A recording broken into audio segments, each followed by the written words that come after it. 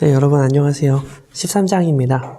오늘 13장 1절부터 2절까지는 성전의 멸망에 대해서 나와 있습니다. 3절부터 13절까지 세상의 멸망에 대해서 기록하고 있습니다. 14절부터 23절까지 말세의 징조에 대해서 얘기하고 있고요. 24절부터 27절까지 예수님의 재림에 대해서 말씀하고 계십니다. 그 다음에 28절부터 37절까지 깨어있으라 라고 말씀하고 계십니다. 여러분들 궁금해하실 멸망의 징조에 대해서 이제 간단히 말씀을 드리겠는데요. 그 멸망에 가증한 것들이 서지 못할 곳에 섰을 때 너희는 뒤돌아보지 말고 도망쳐라 라고 말씀하고 계십니다. 여기서 이 도망치는 이유는 신앙을 지키기 위해서인 거죠. 신앙을 지키기 위해서 도망가라 라고 말씀을 하셨습니다. 그러면 이것이 이제 멸망에 가증한 것이 서지 못할 것에 섰다는 것은 무엇을 의미하냐? 유대인들에게 돼지나 우상은 아주 부정한 것이죠.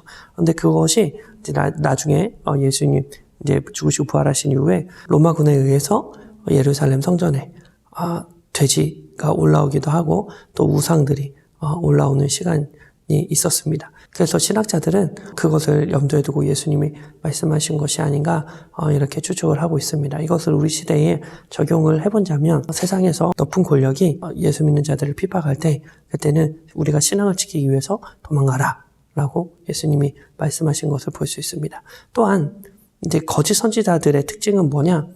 믿는 자들을 미혹한다는 거예요.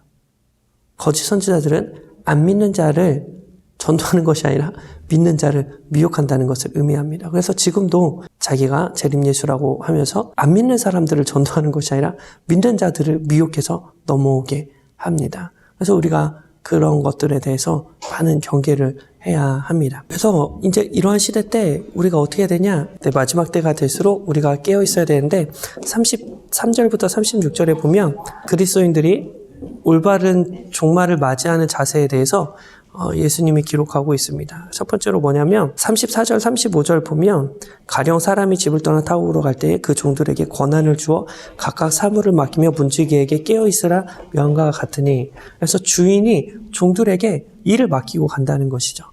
그래서 올바른 그리스도인은 어떻게 해야 되냐? 주님 오실 때까지 하나님이 나에게 맡기신 자리에서 청지기 역할을 잘 감당해야 됩니다. 예수님 오신다고 해서 집 팔고 못 팔아가지고 어디 딴 데로 도망가서 숨어 있는 것이 아니라 하나님께서 내게 주신 직분의 자리에서 그 성실한 청지기처럼 끝까지 잘 나에게 맡겨진 임무를 잘 수행해야 합니다. 청지기의 삶을 살아가야 합니다. 두 번째로 깨어있다는 것은 무엇이냐? 우리가 결국에는 영원한 천국을 소망하며 사는 삶이기 때문에 이 땅의 것에 많은 가치를 두지 않는 것이 깨어있는 것입니다.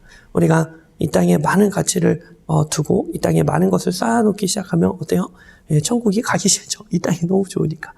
그러한 태도를 벗어버리고 늘 천국을 사모하는 마음을 가지고 이 땅의 것에 너무 집착하거나 염려하지 않는 태도가 바로 깨어있는 것입니다. 다시 정리하자면 깨어있는 것은 우리가 현실을 부정하고 도망가는 것이 아니라 하나님이 나에게 맡겨주신 자리에서 사명을 다하는 것을 의미합니다. 또한 이 땅의 것에 마음을 두는 것이 아니라 영원한 하나님 나라의 소망을 두고 사는 것이 바로 깨어있는 것입니다. 그래서 우리가 마지막 때를 우리가 지금 살아가고 있죠. 지금도 예수님이 예언하셨던 이런 일들이 비일비재하게 나타납니다.